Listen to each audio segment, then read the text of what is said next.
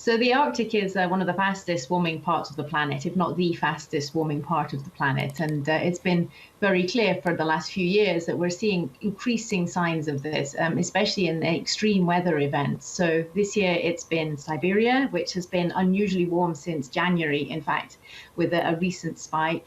Last year it was Greenland. We saw very high rates of melt in Greenland, also some wildfires in Greenland. And if you look at the map of the top of the world right now, there's warmth in Siberia, there's warmth in Arctic Canada, and there's a big dome of heat over northern Scandinavia as well. And what do these zombie fires tell us about the state of the climate in these regions?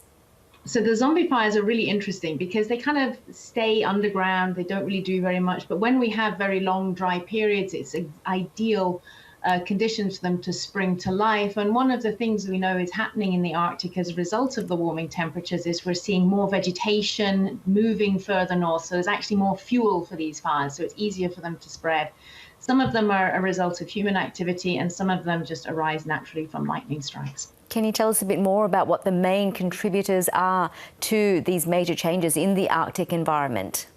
Well, it's very clear that the warm period that we've seen in Siberia is very unlikely to happen naturally. I mean, it is an area with a lot of variability. You do get extremes occasionally, but this is a really, really extreme event. And because we've seen, for the last few years, we've seen these extremes becoming more and more common, it's very clear that this is being driven by climate change. And it's more or less exactly what we projected using basic climate science, which has been very well known. The interesting thing is that these extremes are coming maybe a bit earlier than we originally expected, we being climate science community. Well, you have been predicting this would happen for decades, as I understand it. Have we been able to slow down these effects at all since we received those warnings? I think it's fair to say that the pace of change in the Arctic has taken us a little bit by surprise. It's really getting a lot warmer. The sea ice is disappearing much faster than climate models have projected. So that is something that's really an area of concern. It's not really certain that we can reverse those changes unless we actually not only reduce emissions of greenhouse gases, but actually try and remove some of those emissions from the atmosphere. That's really a very open question in research right now, but it's a very difficult problem to try and solve. What can individuals do to help these trends reverse if we can actually achieve a more sustainable future for our planet?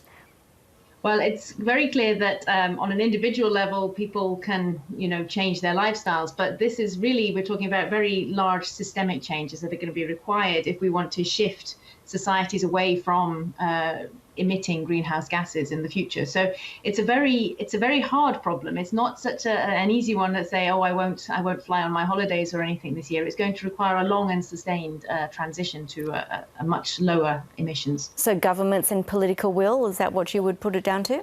I think it's extremely important that there is a governmental role for the reduction of emissions.